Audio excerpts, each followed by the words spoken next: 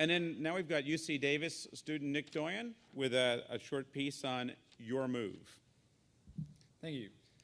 Hello, everybody. My name is Nick. I'm 19. This also makes me a member of Gen Y. I'd like to start by having everybody join me in a thinking exercise. I want everyone to think back to when you were 19.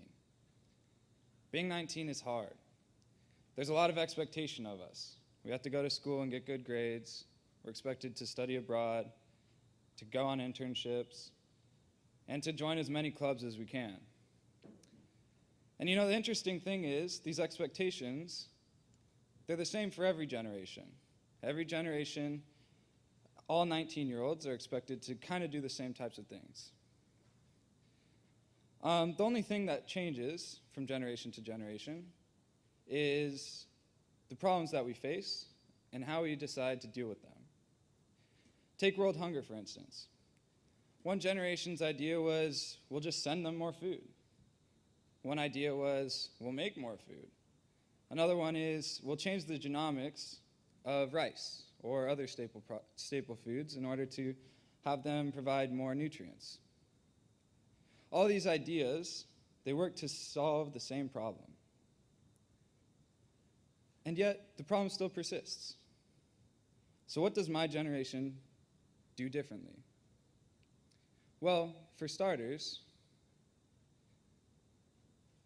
I think we need to stop comparing the generations, and we can look at how the generations can work together. You see, my generation, we all have a certain set of attributes. We're ambitious, we're adaptable, and we have no idea of what can and cannot be done. And you know, I view our naivete as a strength, because it allows us to look at the world in an idealistic view. It allows us to look at problems and think, you know, why is it this way? And how can we change it? But that's not to say my generation doesn't have problems, because we do. For one, we're still learning. We're still learning about how the world works. That's kind of where your generation comes in. Your generation is filled with professionals who have gone through life, and they've learned, and they understand how the world works. And so I look at our two generations, and I see two generations of people that complement each other. And I just wonder, you know, why don't we work together? We need to get past the archaic idea that each generation needs to take on their own problems themselves. We need to stop thinking 50 years in the past and start planning 50 years in the future. Because if you think about it, how many people here are going to be here in 50 years? I know I am. So it's your move. Thank you.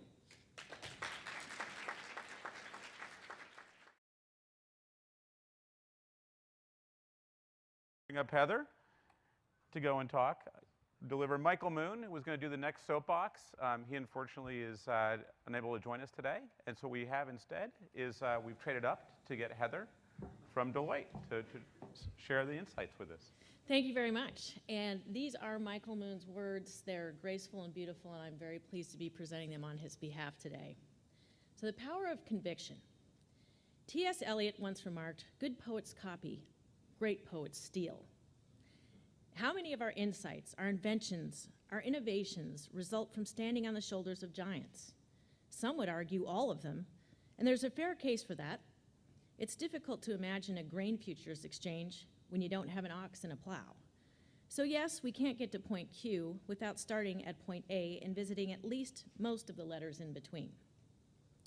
But that model's too simple, too suggestive that the process of innovation is a given, that it flows naturally and logically to a preordained conclusion as long as we pay attention to what's come before, respect our elders, and internalize the slow incremental process.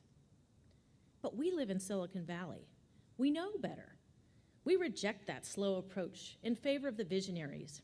We go to their talks, we buy their products, we read their biographies, we watch, this is unbelievable, the Hollywood pictures that are at best historical and at worst sycophantic. Why? Because we know that if we can unlock within ourselves that visionary power, we'll be invincible. We recognize that deriving knowledge and experience from external sources is important, but we glorify the power that comes from within. There's nothing inherently bad about this. It means we believe in ourselves. But here's the funny thing. In our quest to unleash our inner genius, don't be shy, that's what you've been trying to do since Tuesday of 1994, we're falling back on external influences, not our internal potential. But the real irony is this. You want to know who has the real power that comes from within? It's the people under the age of 5 years old. They don't have any real external influences or historical context, but they know what they want and they communicate it in no uncertain terms. Sure, you say, but my HR department frowns on temper tantrums. Fair enough. I've never seen any manager or director or executive throw a fit, berate an employee, or storm out of a meeting. Never happens. This is not intended as a self-help sermon called Unlocking Your Inner Child, because I think that's been done, making it an external influence. Rather, consider 5-year-olds and CEOs and the next Silicon Valley trend, 5-year-old CEOs, and consider from where they draw their power. It's not from wealth or fear or even the love of the sport. It's from an uncompromising drive to remake the world the way it should be, according to them, because nothing else is acceptable.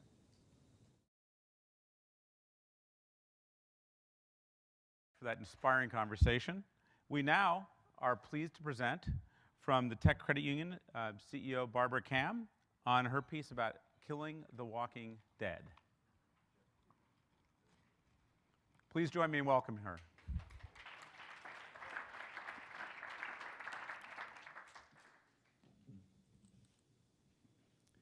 Is there any light here? There we go.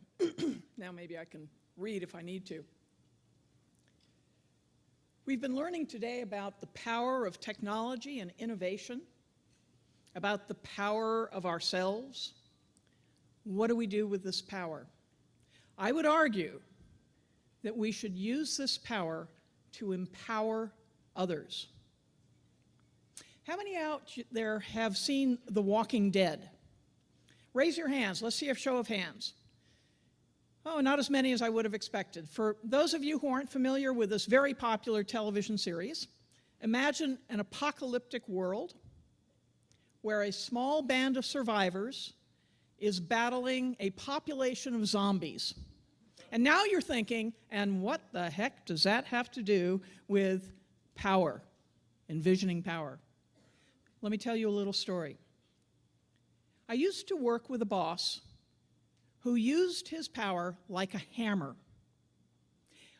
When anyone disagreed with him or challenged him, they were marginalized, sidelined in the organization.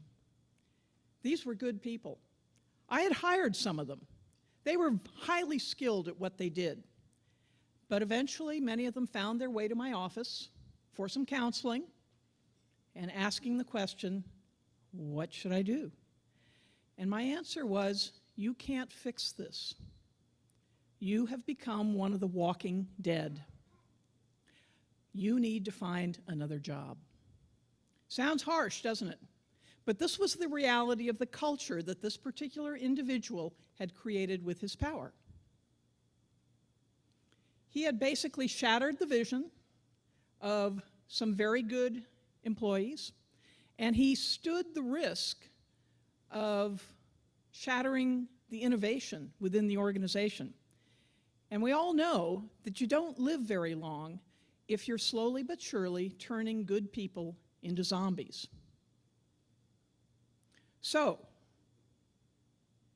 what I want to encourage you all to do is to think about how you can use your power to not create the walking dead.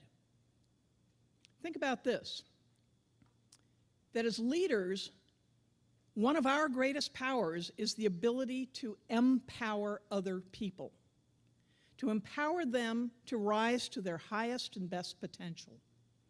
And we could do this by creating a corporate culture that focuses on 3 keys: individual contribution and collaboration and engagement. An organization that is open and collaborative and engaging is one that gives its people the permission to challenge the status quo, to exercise their own initiative, to make suggestions to add to the common dialogue, and to even take risks that some of those new ideas will fail. But if we've given our people the ability to do these things, we've empowered them. We have magnified their energy. We're allowing them to live and to grow, and they in turn will contribute to our organizations and allow our organizations to thrive. So for me, it's a real joy to be able to lead an organization of the living. Let me challenge you today. Write down these 3 questions and use the information you're learning today to answer them. How can I create an organization of collaboration? How can I empower engagement in the organization? And how can I get people to provide their highest and best individual contribution? These 3 tools are absolutely guaranteed to ward off the walking dead in your organization and to allow the living to flourish. Thank you, and here's to a world without zombies. Thank you, Barbara.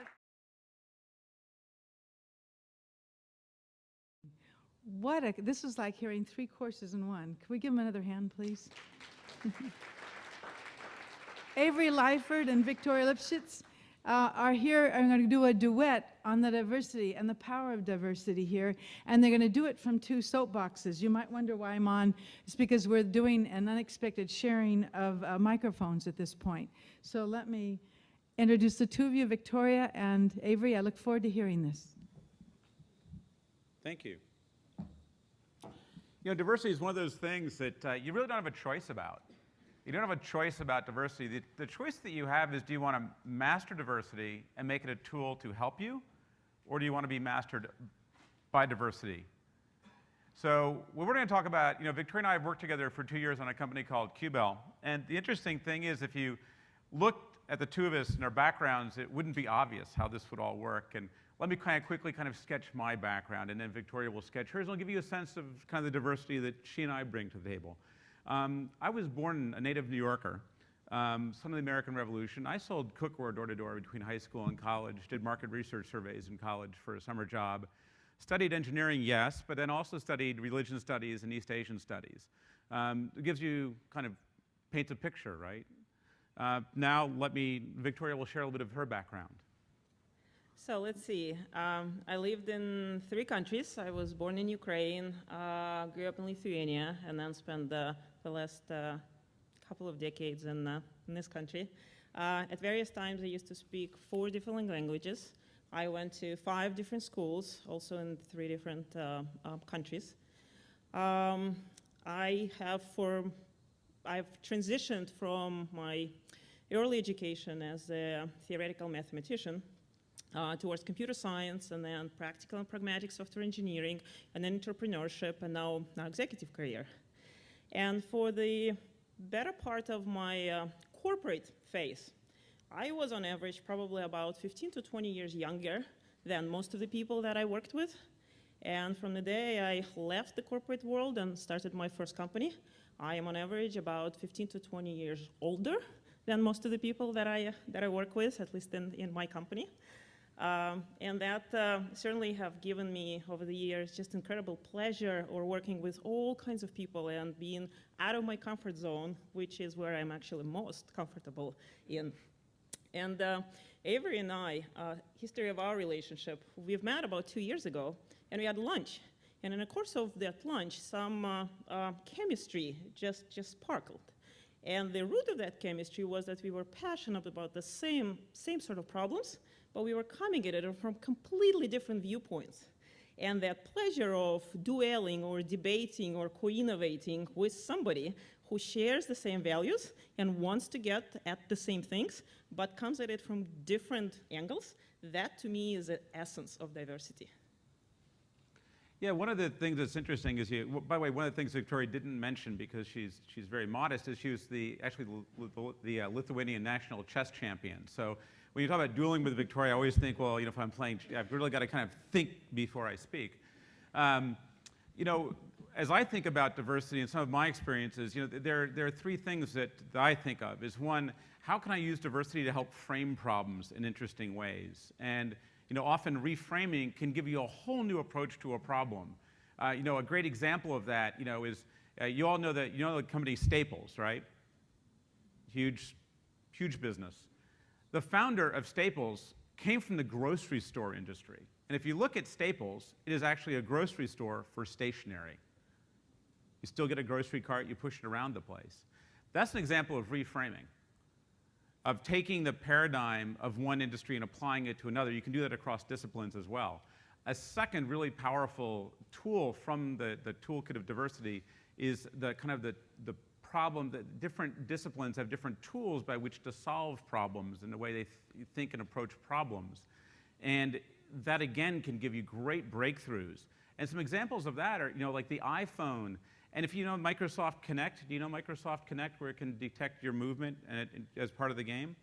That took 7 different PhD-level disciplines coming together to be able to create that technology. That is a glorious example of the power of diversity in different tool sets. And finally, there's the power of diversity of engagement. And there are certain problems, like the ending of apartheid in South Africa. There was an effort called the Montfleur scenarios, where 25 people, everyone from the black radicals to the apartheid Afrikaner regime, came together to talk about the future of South Africa. And by doing that together, they got the result. It was by engaging those different points of view.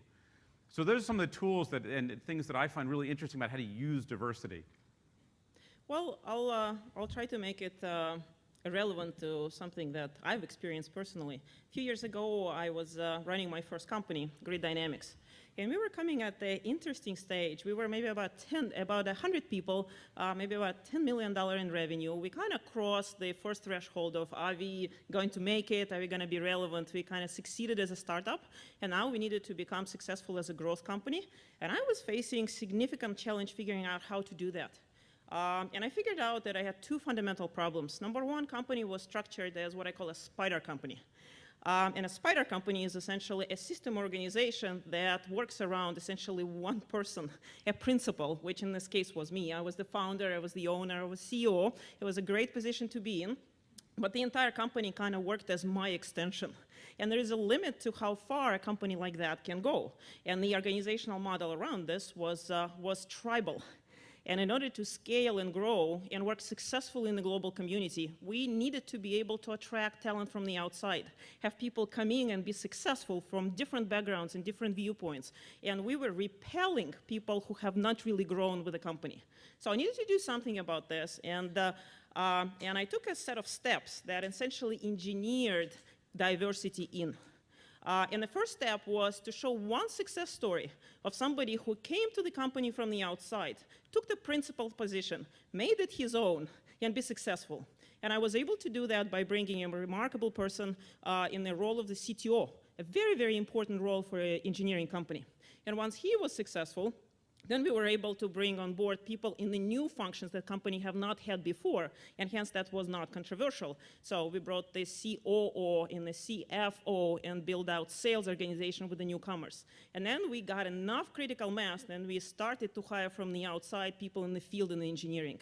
And now 2 or 3 years had passed, and we got to the point where I was actually able to step out of running company completely, brought the whole new management team. The company is growing leaps and bounds and doing very well, and it is entirely much more diverse organization than it was a few years ago. So I guess my thesis here is that diversity is both wonderful and challenging, and as business leaders, we have to work hard to find pragmatic ways to engineer diversity in. Yes, and as an individual, one of my great idols is Peter Drucker. And one thing Peter did, which I just thought was brilliant, is every 6 years he would pick a new field to master. And I don't mean like a new business field. One of the fields was Japanese art. And his definition of mastery was learn a field well enough to teach a graduate class on that. He did that every 6 years for his entire life. Imagine the tool sets that he could bring to bear and the framings he could bring to bear on business problems as he went through life. And that's what I would like to leave for you, is to do what Peter did. Thank you.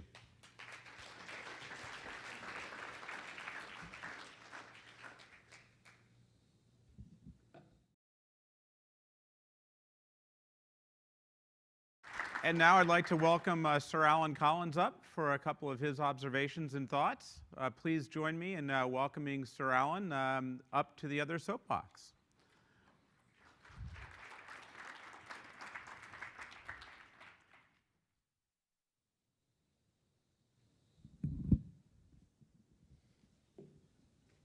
I hope they're going to let me take this soapbox home with me. I'm getting pretty familiar with standing here. I was asked to speak in the 3 minutes that we have in these soapbox addresses on the power of collaboration. And the biggest collaboration project I've ever been involved with in my career as a British diplomat. And by the way, I'm sorry about one of our previous speakers, British Airways, losing his luggage temporarily. I'm sure statistically they don't lose it any more often than any other airline. I thought I'd better defend the national airline a little bit there. To tell you about my collaborative project, which was winning the Olympics for London in 2012, when I was Britain's Olympics ambassador. To do that in 3 minutes would be like the Gettysburg Address, I fear, to try and describe it all, but I will do my best. It's 10 years ago exactly from where we are now. It's September 2003, and I'm sitting in a meeting in London with Lord Sebastian Coe, who's the newly appointed leader of London's bid to have the Olympics in 2012 in London. And our bid is in disarray. There are 5 cities bidding, and we are probably 4th or 5th in that group of countries. And clearly, if we just go on as we are, like a cycle race, everyone goes on cycling, and the one who's ahead of us will go through the finish line first. So we're dead in the water. So a new project has to be started, a new direction, a sort of disruptive technology to try and bring London from behind and overtake cities that are perhaps more naturally likely to win. Cities like Paris, that were bidding for the 4th time running, cities like Madrid, cities like New York, cities like Moscow. And so what is done, and you understand disruptive technology very well here in Silicon Valley, I know that, is a campaign that is going to be different to the others. It's going to have to distinguish London. So the 2 elements that are chosen are inspiration and legacy. We're going to have to convince the International Olympic Committee that our city, by winning, will inspire more young people into sport than will the others. And legacy, we have to show that there'll be a greater legacy from having the Olympics in London and elsewhere. Well, we do the latter by showing that, unlike the other bids, which will use existing stadia, or in New York's case, luckily, no stadium at all, because they lost building it in the middle of the bid, we're going to regenerate the East End of London. We're going to turn a very deprived, industrially ruined site into the nicest park in Europe, biggest park for 400 years. So that's one element. The other element's inspiration. We're going to have to show that it's going to benefit young people. So a collaborative team has to be established. The whole thing has to be a big collaboration between the organising committee, between the government, between the opposing parties in government, because the only way the IOC are going to give us these Olympics is if all the political parties' leaders sign up on a piece of paper in blood that whatever happens, they're not going to disrupt these Olympic plans, whoever wins subsequent elections. That's all done. or the lobbying's put in place, or the talking to IOC members, the Prime Minister going to play a big part. But in Singapore, where I'm the High Commissioner, we decide that part of this collaborative campaign is to make it absolutely obvious when the IOC come there, because the Games location was going to be decided in Singapore, which is why I am appointed the government's representative on this, is that if an IOC member was in the back of a taxi before the meeting in Singapore, not that they'd be very likely to be in the back of a taxi, you know, but if they were in the back of a metaphorical taxi, the taxi driver would say to them, "It's bound to be London, isn't it?" So we would reinforce our brand. So two big things happen. A video is made. All the people who are bidding for the Olympics are allowed to show a short video, 5-minute, 7-minute video to the IOC as part of their hour-and-a-half presentation. The presentation's made by a delegation of 100 people.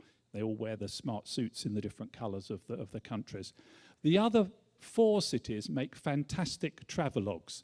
The New York one's done by Steven Spielberg. The Paris one is helicopter shots of the Champs-Élysées, accordions playing, people drinking coffee and croissants. The London one is nothing to do with London whatsoever. It's all about a group of children, impoverished child in Nigeria, who's inspired by the Olympics to take up running.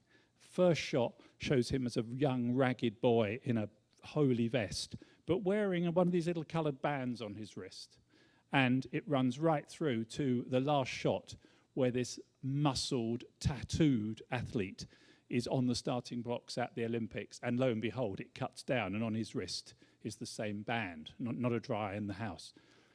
But the other big thing was, in terms of collaboration, 30 people of that 100 delegation agreed to step down from the power and the honour of going to Singapore and talking to the IOC, presenting the case if we win, which we did, being able to say afterwards, I've got bragging rights for the rest of my life. By putting 30 young children into the delegation, we chose 30 young kids from the East End of London who were going to benefit from that inspiration and legacy. And I'm not saying we did it in secrecy, but we didn't advertise the fact that we were bringing them out. And of course, in they march in their T-shirts saying London 2012. Jaws drop in the other delegations.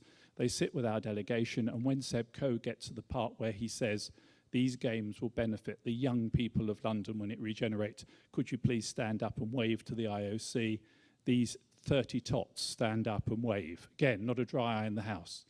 So this sort of collaboration is the way that you can get power. You can get power to stage the biggest sporting event in the world, and it was only by collaboration that we were able to do it. Thank you for listening to me.